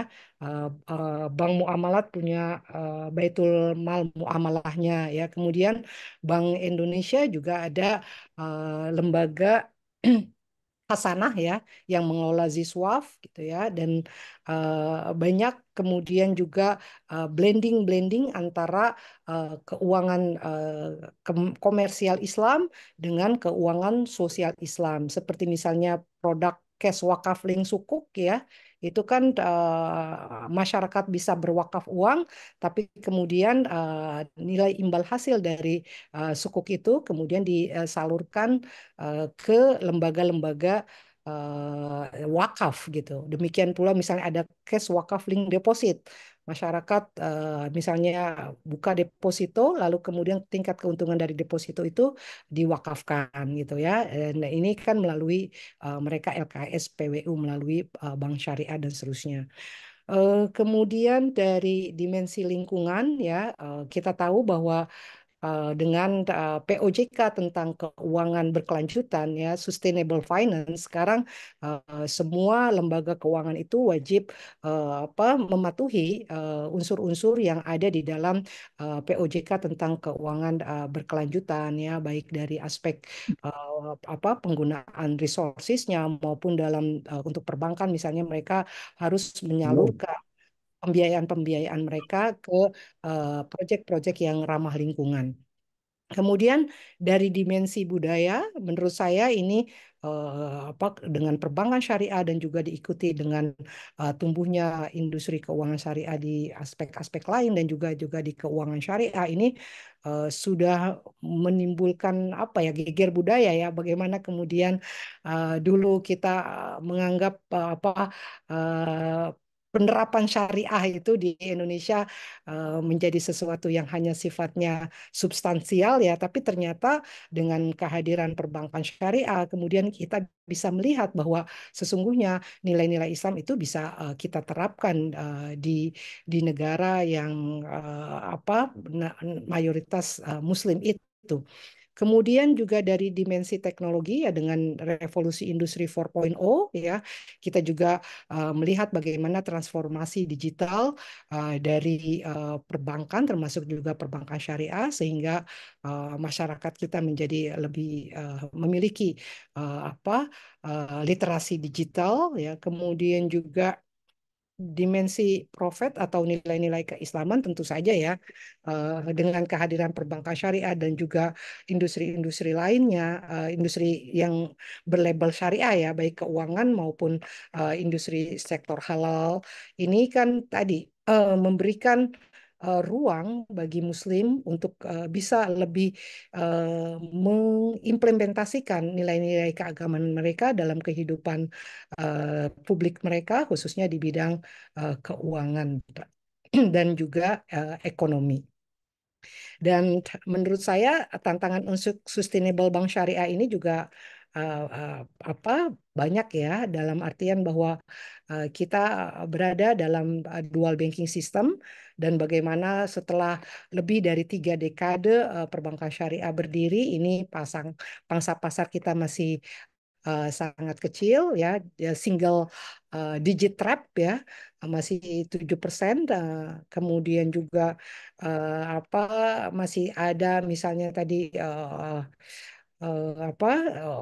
image-image di masyarakat nggak ada bedanya bank syariah dengan bank konven dan juga mungkin tadi yang sudah diungkapkan oleh Pak Rahmat ya banyak misalnya akad-akad yang benar-benar syariah yang belum bisa diimplementasikan atau diadopsi oleh industri keuangan syariah dan banyak juga produk-produk yang ditawarkan oleh perbankan syariah hanya sekedar adaptasi dari produk-produk keuangan konvensional untuk kemudian dilakukan syariatisasi. Nah, ini tentu saja kan membutuhkan ya inovasi-inovasi yang benar-benar berbasiskan nilai-nilai muamalah Islam agar bank syariah bisa benar-benar menawarkan alternatif yang benar-benar Islami dan kemudian juga memberikan nilai tambah bagi konsumen bahwa mereka memilih bank syariah bukan hanya karena aspek ideologisnya tapi juga karena nilai tambah yang ditawarkan ya baik dari aspek service quality yang lebih baik, kemudian juga cost yang lebih rendah dan seterusnya. Mungkin dari saya sekian, mungkin Pak Hakam mau menambahkan silakan. Saya mau menambahkan boleh izin Mbak Lintang. Saya mau menambahkan itu begini. Pertama, sampai hari ini pun saya masih jadi komite pemantau risiko ya di sebuah BPS saya. Jadi saya memahami industri itu. Jadi intinya gini sebetulnya. Pertama adalah agar menurut saya industri keuangan syariah dan bank syariah itu fokus ke yang segmen yang bawah aja. Karena kalau bertarung di atas itu berat. Jadi langsung masuk ke industrinya, misalnya pertanian ya, tadi produk-produk pertanian dan kemudian lembaga keuangan mikro. UMKM gitu. Nah, sayangnya sekarang ini ada kebijakan yang membunuh lembaga keuangan mikro, yaitu ketika pemerintah menyalurkan kur lewat bank-bank besar, bank-bank pemerintah terutama, dan juga bank swasta yang besar.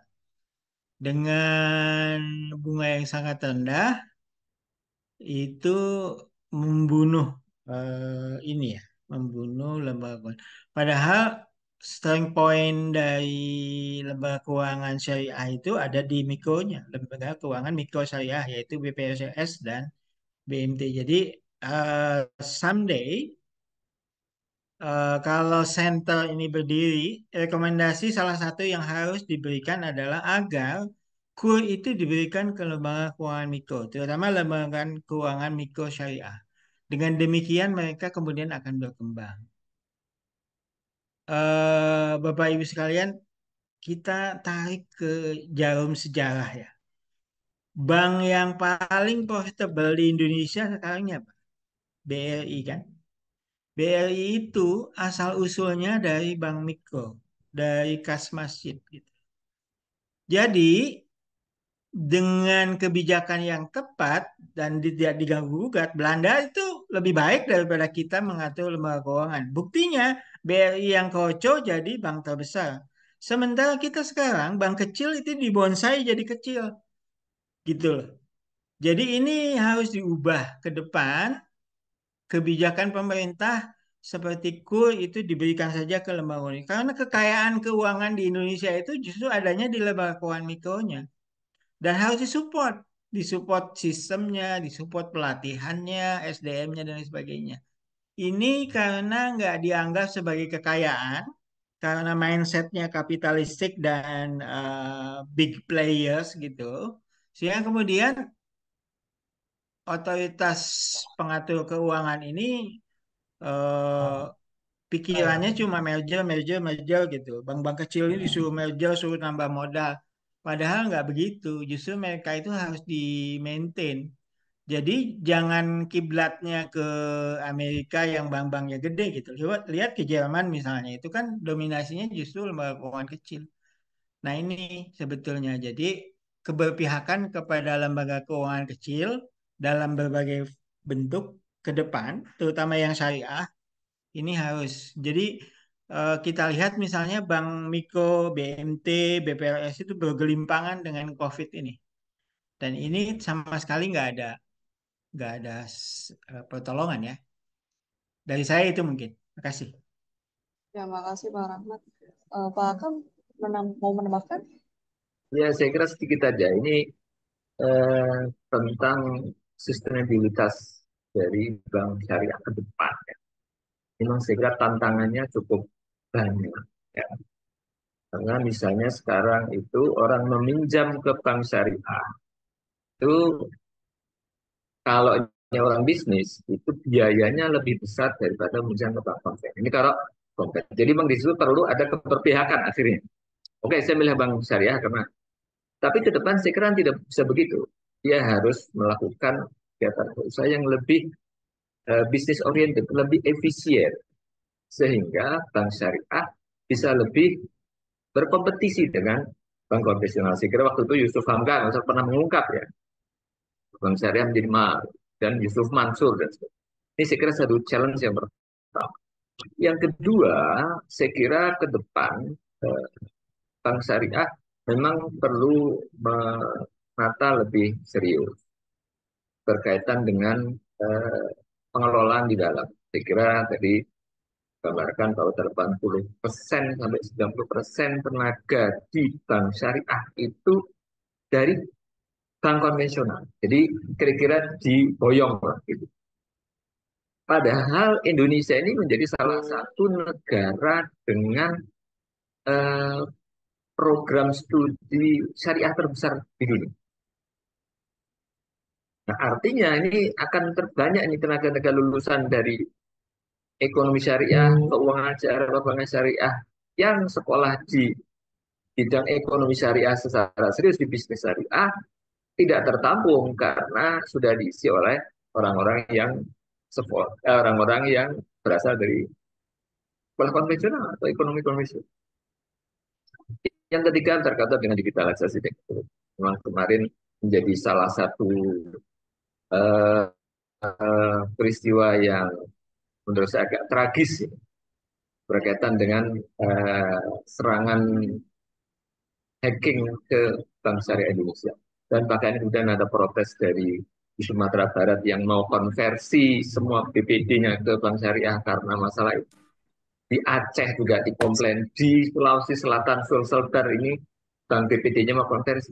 Karena ternyata begitu mengandalkan hanya satu bank syariah, kemudian ketika dia secara online atau digital bankingnya terhambat, wah ini kan bisa menjadi kiamat kecil, kiamat subro kan. Nah ini saya kira harus dibenahi depan. Dan berikutnya berkaitan dengan keberlanjutan, saya kira memang tadi Pak Rahmat sudah menyinggung tentang maqasid syariah yang sebenarnya konsep dari Al-Ghazali yang diturunkan oleh Syatibi. Kebetulan saya disertasi saya tentang maqasid indeks maqasid syariah di perbankan syariah di Malaysia dan Indonesia. Waduh, ya. Nah, saya bikin indeks, saya turunkan itu dalam dimensi dan elemen dalam indikator-indikator, ratusan indikator. Nah, ternyata apa yang ada di dalam maqasid syariah itu sudah melampaui dari yang sekarang digadang-gadang menjadi salah satu unggulan untuk mengukur kinerja di perbankan, ESG, Environmental, Social, and Governance. Itu semua sudah termaktub di maqasid syariah. Coba yang pertama terkaitan dengan penjagaan agama, itu din. Kemudian berkaitan dengan menjaga jiwa, hifdzul nafas. Kemudian menjaga akal, hifdzul akal. Hifdzul nasal, menjaga keturunan. Dan hifdzul mal, menjaga harta. Ini kemudian kalau kita turunkan ke dalam konsep yang lebih modern, ini semua sudah mencakup. Yang hifdzul mal itu menjaga harta bisnis itu secara keseluruhan. Bahkan itu saya konversikan menjadi umuran secara keseluruhan konvensional, RBR, risk based bank rating itu kita konversi ke hifdzul mal. Satu saja, 4 yang lain itu menyangkut bagaimana keturunan, bagaimana menjaga lingkungan, bagaimana menjaga harmonisan, nilai-nilai sosial, dan sebagainya itu sudah semua termaktub di situ. Jadi, kalau kita mau mengadopsi, saya itu rekomendasi disertasi saya kan mengusulkan ini diterapkan oleh OJK. Sekarang kita kedudukan Malaysia. Malaysia sudah menerapkan maqasid syariah di pasar modal. Baru saja nih di-launching oleh Anwar Ibrahim. Anwar Ibrahim mendorong sekali dan sangat concern.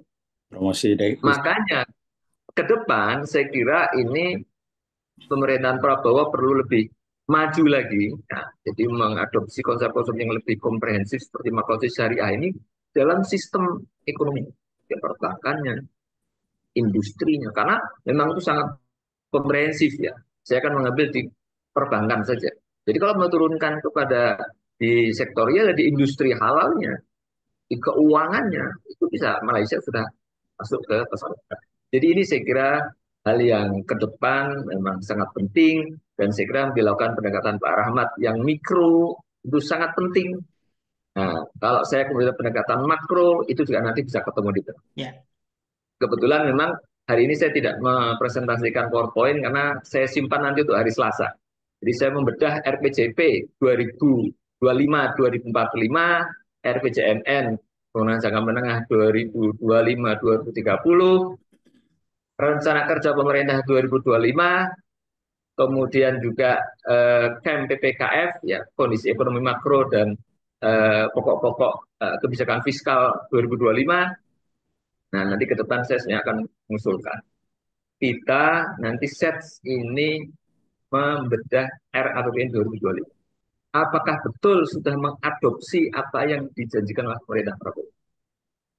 Karena Kementerian Keuangan mengatakan bahwa semua visi misi presiden sudah diadopsi di RAPBN 2025. Karena nanti RKP, rencana kerja pemerintah 2025, KEM PPKF, ujian ekonomi makro, pokok kebijakan fiskal, kalau tidak diturunkan di angka RAPBN dengan dana dan uangnya yang 3.000 triliun itu juga nggak ada realisasinya.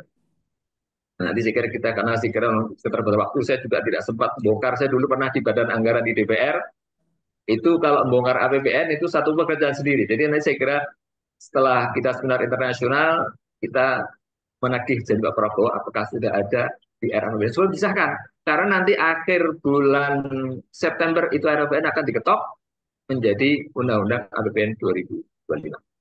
Saya kira itu tambahan saya. Terima kasih. Maghrib Ya. Ya, terima itu kasih. promosi disertasi penutupnya. Mantap, Bro. Terima kasih, Pak. Terima kasih. Maghrib ya. Apa? Ya, izin. Bintang Maghrib udah tutup saya kira ya. Ya, siap. Ya. Baik Bapak Ibu. Terima kasih, Pak Hakam. Terima kasih, Pak Rahmat. Sama-sama, Pak. Terima Ya. kasih sudah bergabung Bapak Ibu serta pembicara. Prof. Didi pamit. Ya, oke. Sepertinya sudah Ya, peaceful mari kita juga ya tutup aja. kegiatan yang akan dilaksanakan. Dan insya Allah informasi secara detail akan disampaikan di sosial media Indef, @indef_sosial. Dan untuk mengakhiri acara ini, mari kita semua mengucapkan alhamdulillah. Alhamdulillah. Alhamdulillah. Terima kasih semuanya. Materinya di-share ya, Pak. Terima kasih. Terima kasih. Terima kasih. Assalamualaikum warahmatullahi wabarakatuh. Waalaikumsalam warahmatullahi wabarakatuh.